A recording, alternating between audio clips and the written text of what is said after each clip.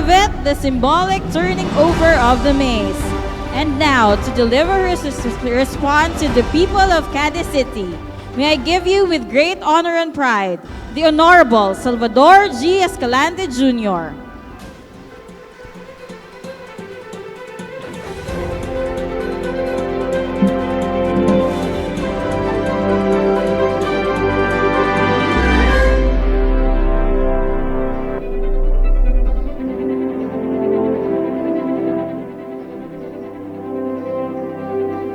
Allow me to begin this address with a quote from Tony Robbins.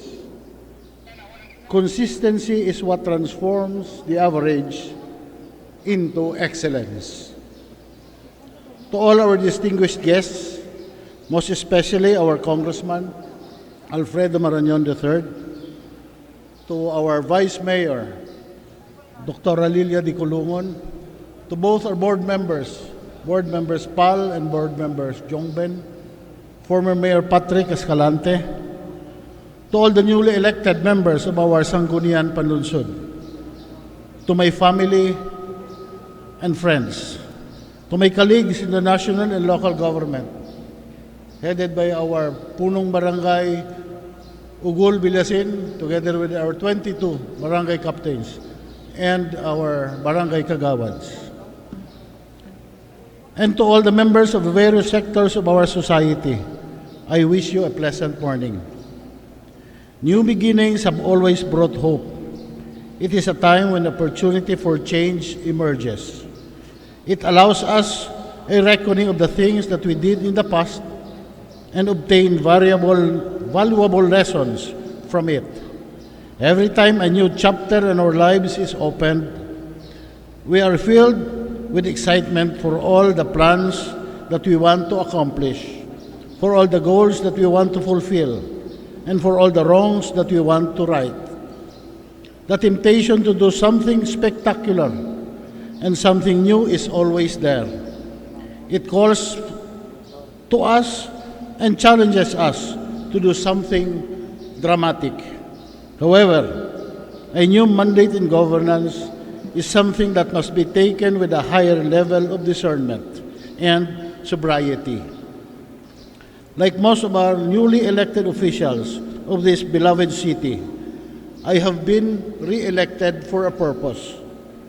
The people have chosen us, have ordained us for this purpose. They did not choose us to do something spectacular or to do something dramatic. They choose us because of our consistency.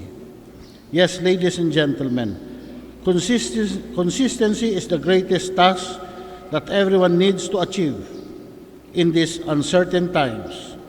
When the risk of our health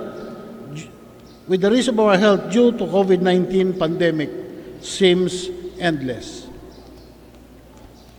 When the cost of living is increasing constantly, when the prices of fuel is rising to historic levels, our people are desperate to hold on to something that is unwavering. I strongly believe that it is our people's birthright to demand that we should give them a government that they can believe, a government that they can truly rely on, and a government that is consistent.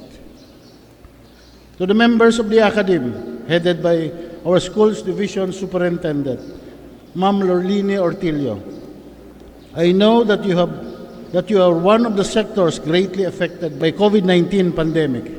The abrupt transition from person-to-person classes to modular classes has really tested the grit of our educators and has challenged the capacity of our students for learning.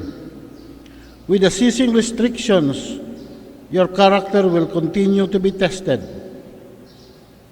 as we attempt to restore normalcy in our teaching strategies.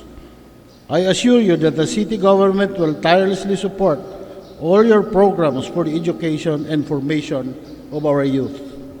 Cadiz City relies on your consistent effort to improve the quality of education so that our future leaders will continue to fight for the ideals that we aim to achieve.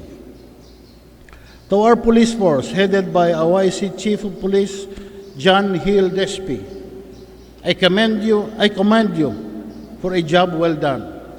However, this commendation comes with a challenge to maintain it and do the same level of competence. I dare you not to waver amidst the coming challenges that we will be facing under this new mandate. Continue your efforts to restore order and to make Cadiz City a drug-free city. Instill in our constituents that there is more to it than just mere compliance with our laws. By spearheading advocacy campaign in our communities, make your presence felt, not for the purpose of intimidating our people, but for making them feel safe and secure in their homes. After all, genuine peace and order comes from the strength of character and not from the fear of the law.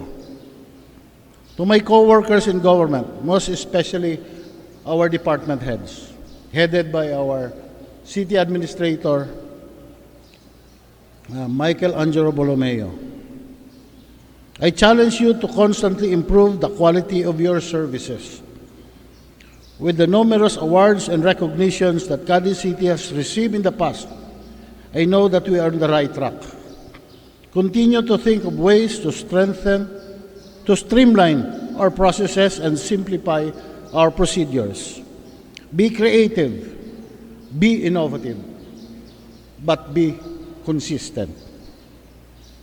A lot of our stakeholders rely on your efficiency to deliver basic services. Do not put to waste the trust that was bestowed on you when you were appointed to your government position. Stay true to your oath as public officers. The world around us is evolving, and so must we. The new direction of governments is towards globalization and digitalization. My administration will attempt to create a roadmap towards e-governance, and you are all a part of it. So I ask you to stay focused and committed. To the business sector, headed by Michelle Daniel. Michelle, thank you. I know you all came from Davao, from Zamboanga, then you attended BBM's inaugural, then you came here to attend mine. Thank you, Michelle. Palakpakan natin si Michelle. To the business sector, please know this. You are closest to my heart and mind. I know that it has been hard these past few years, but I ask you to be steadfast. My administration will continue to open new opportunities for investments. By the way, to our property owners along our main thoroughfares, Villena, Cabahog, and all other thoroughfares in our city, please consider your homes to be converted into commercial spaces. We need more commercial spaces.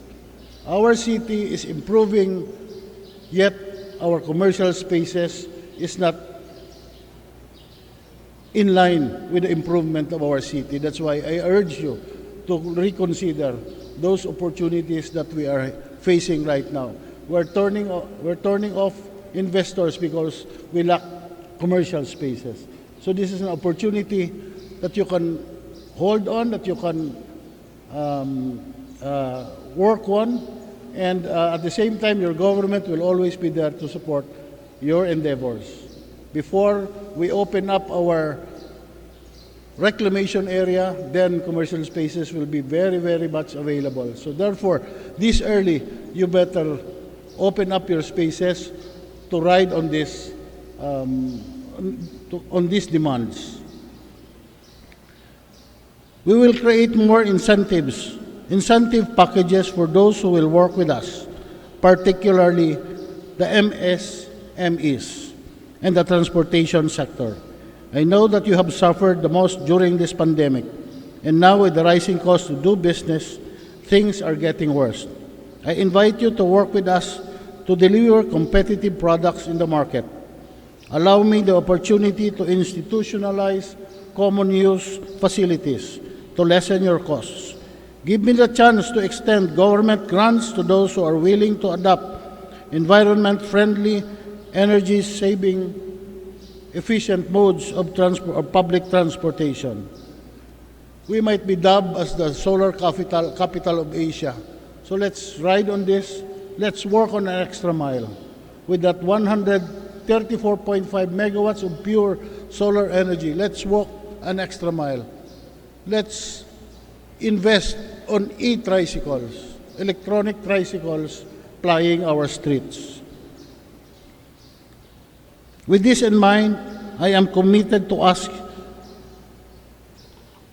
our Sangguniang Panlunsod to provide substantial grants and incentives to those who are willing to take this transition for the protection of our environment. To our beloved farmers, rest assured that the local government is behind you in all your efforts. As of today, the city is implementing an ambitious 700 million road network project that will provide access and empower all small and medium-scale farmers to send their produce to our trading posts. The city will provide them with various farm implements and equipments to lessen their production costs and make their products marketable despite the rising cost to do business. This administration is willing to take and absorb the brunt of inflation in order to protect our farmers and inspire them to continue their farming activities. The city will construct greenhouses to our vegetable farmers, rice mills and dryers, and warehouses to our rice farmers, and more inputs in our fisher folks to ensure that our city is food sufficient and secure at all times. This is not an empty promise, but one that is already being done even as I speak today.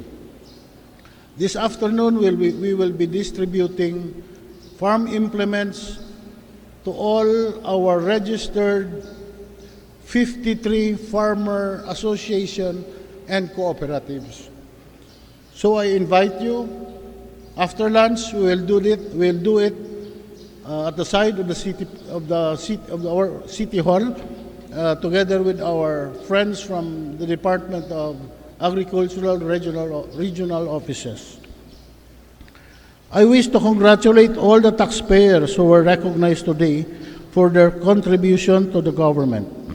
Continue to stay true to your commitment by paying the correct taxes.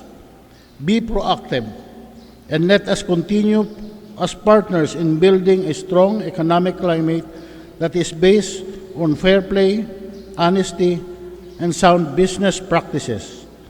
As for this administration, I can assure you that your contributions in the form of taxes will be spent wisely and judiciously for the improvement of our city as well as the quality of lives of our constituents. To my partner, Policy Determination and Governance, our Congressman Alfredo Marañon III. I look forward to renewed partnership, and I can guarantee you the full support of the city government of Cadiz in all our plans and programs. And I am confident that you have our best interests in mind as well. Let us continue in our efforts towards a unified district, the Kasama Development Alliance. Business environment, by coordinating our resources and acting as one in making a business environment that is investment worthy. To our Vice Mayor and the members of the Sangguniang Panlunsod, I am always committed to our consultative collaboration. Your opinion and perspective matters to me all the time, and I urge you to continue in your oversight functions and to support all the plans, programs, and activities of our offices. We can all agree to disagree at times, but in the end, our mutual respect for each other will always be maintained and rendered inviolable. To my family,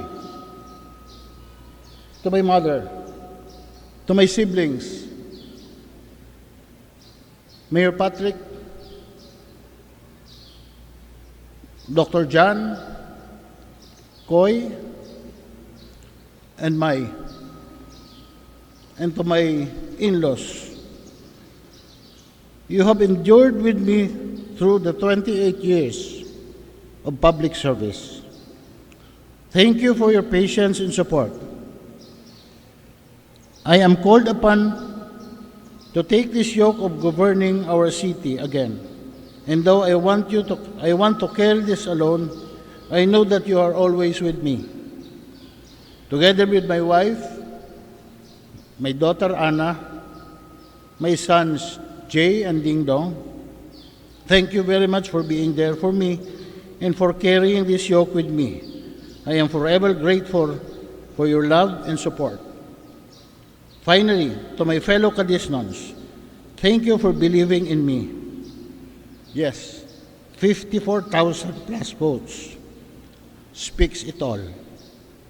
Your constant trust in my ability to govern is an honor that I can replace only with loyalty. To all of you, my beloved Cadisnons, this I promise, I shall remain true and consistent to the Cadisnon ideals. I shall create more opportunities for employment. I shall attract more businesses to invest in our city. By the way, with us now are my friends from China. They're all direct from China, headed by Aaron Arroyo, Madam Melissa, Mr. Chin, and the rest of the group. Thank you for trusting in the city government of Cadiz. You know, I am not supposed to say this, but these are the people that will eventually pave the way for the industrialization of our city. They're planning to put up a smelting plant in our city, and we're just working on the area to put it, on where to put it. So please palakpakan natin. This is what we need.